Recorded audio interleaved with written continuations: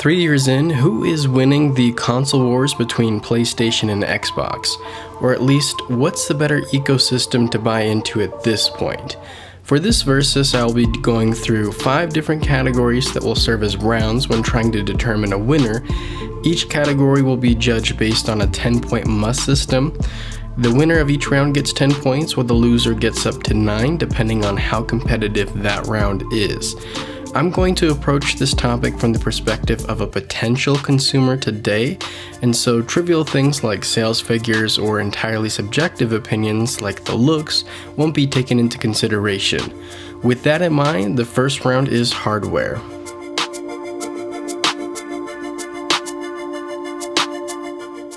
Aiming for a similar price point, the Xbox Series X and the PlayStation 5 have a lot of similarities in their hardware with some subtle differences.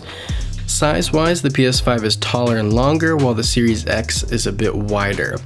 The Series X has more storage, the PS5's SSD is faster, the Series X has a more powerful GPU, the PS5 has a newer Wi-Fi chip, the Series X controller lasts longer, the PS5's DualSense has haptic feedback. This back and forth goes to show how evenly matched these two are. Both Sony and Microsoft also offer a cheaper model in the form of the Series S and the digital-only PS5. As the name may suggest, the PS5 digital offers all the same performance as the disc model, just without the disc drive. The Series S comes in as the cheapest console in either ecosystem, but with some compromises in performance.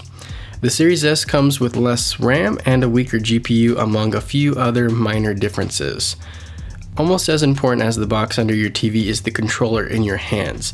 As mentioned, a Series controller doesn't need to be charged nearly as often as a DualSense, but the DualSense has more innovative additions in the form of haptic feedback, adaptive triggers, and the continuation of motion controls and a touchpad.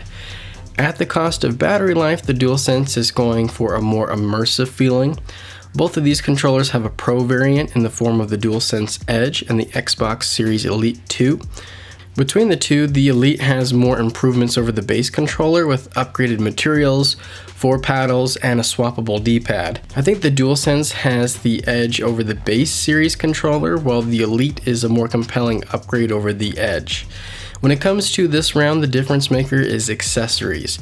Both manufacturers offer their upgraded controllers in addition to specialized controllers, over-ear headsets, external storage, but PlayStation pulls away by offering other products such as the PSVR 2 and the PlayStation Portal. Both companies offer streaming that can be used on your phone with an array of different third-party products, but seemingly at this point, the PlayStation Portal is one of the best dedicated streaming products to date. The PSVR 2 is another strong product in its market. Both of those products are undeniably niche, but I believe just by offering them to players, PlayStation edges this round out with a 10-9. Let's talk about services. Both PlayStation and Xbox offer a myriad of benefits with each of their premier options. For PlayStation, there are 3 different tiers. Basic gets you online access, a couple of free games per month, and cloud saves. Extra adds to that a catalog of around 400 PS4 and/or PS5 games you can download and play. The Premier tier adds to that several PS1, PS2, and PS3 games you can download or stream in the case of the PS3. In fact, Premium gives you the option to stream non-PS3 games as well. Also added is the ability to trial select titles. On the Xbox side, there is Xbox Game Pass Core, Game Pass Console, Game Pass PC, but as the name may suggest, it's for PC only, and finally Game Pass Ultimate. So a lot of Game Pass. Game Pass Console gives you access to several hundred games across the original Xbox, Xbox 360, Xbox One, and the Series generation. Like PlayStation, there's a mix of first and third-party titles. One downside to the base console option is the lack of online play. On the flip side, Game Pass Core adds in the ability to go online while swapping out the traditional catalog of Game Pass titles for a smaller selection of around 25 games.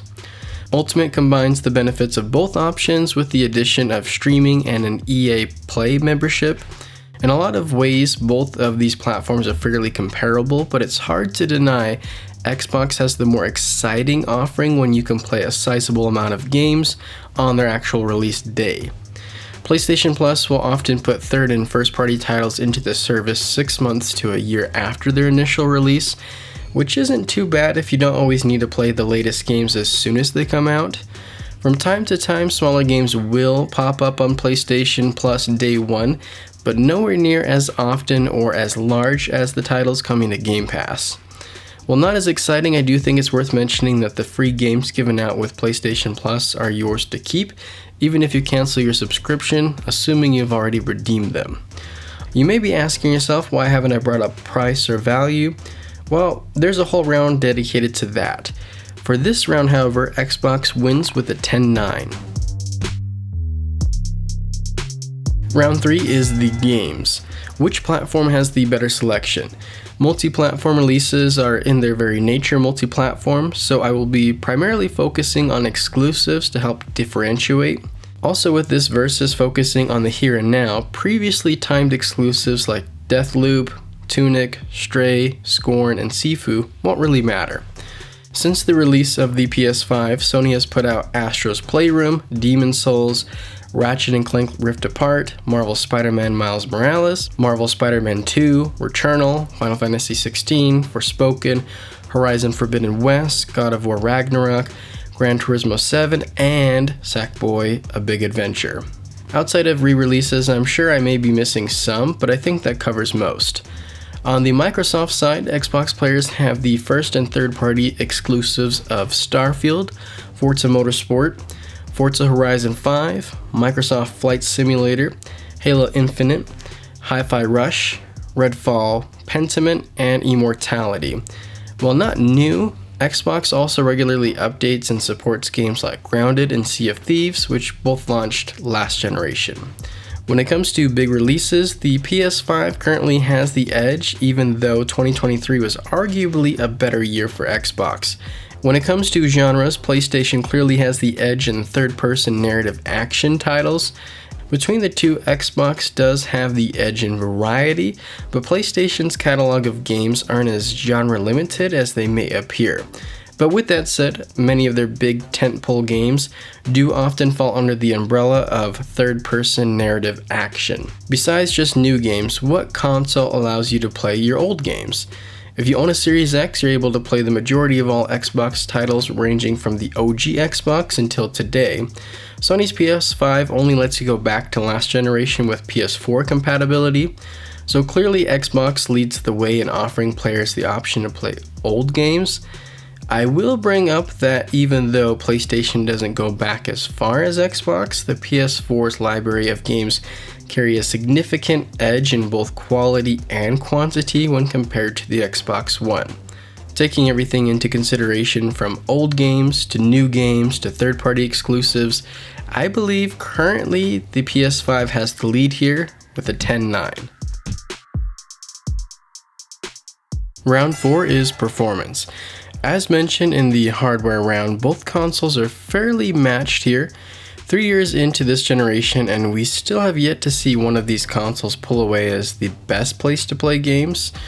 Similar titles like Forza Motorsports and Gran Turismo 7 look pretty comparable to me. For third-party releases, it's definitely a back and forth. Certain games like Resident Evil Village maintain a better frame rate on the Series X, while the inverse is true for a title like Ghostwire Tokyo.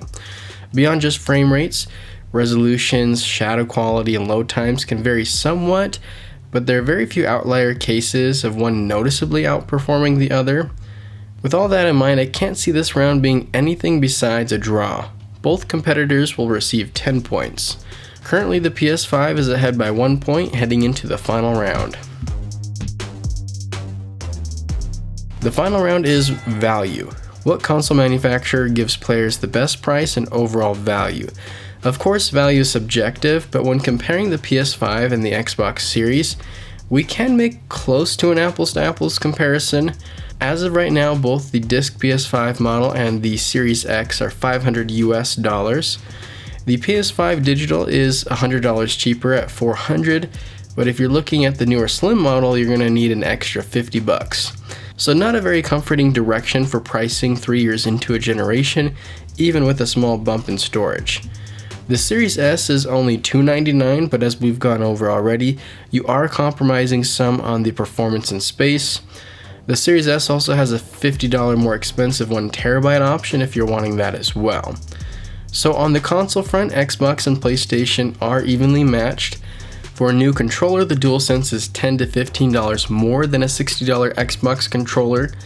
For the Pro variants, the DualSense Edge comes in at a steep $199 versus the still expensive but more reasonable $179 for an Elite Series 2. There is one area where you can get a significant deal on the Sony side, and that's storage. Most players will want to expand their SSD storage, and when comparing the prices, the difference is night and day. It would appear Microsoft signed some sort of lousy exclusivity deal with Seagate for their expansion cards. A 512 expansion card comes in at $89 versus one of the many PlayStation compatible options you can find for close to $30. 512 gigs still isn't a whole lot, so if you do want to add something as sizable as 2 terabytes, you're looking at $279 on Xbox versus finding an average priced PS5 alternative for only $129, which you may find for even less. So hopefully Xbox allows other companies to make some expansion cards in the future so we can at least get some more competitive pricing, but for the time being, extra storage is definitely cheaper on the PS5. Now, outside of hardware, software and services are an area where Microsoft dominates. Game Pass is $10 or $17 a month, which comes out to $120 or $204 a year. PS Plus will run you $10, $15, or $18 a month, which adds up to $120, $180, or $216 a year. If you spring for the savings option of a full 12 months at a time, you're looking at $80, $135, or $160 respectively. Microsoft doesn't alert you to the potential savings to be had with an annual purchase, but those can run even cheaper if you seek them out yourself. To put it simply, Xbox offers more compelling services for a cheaper price. Outside of additional storage, everything in the Xbox ecosystem is cheaper and/or a better value. This round is an easy 10-8.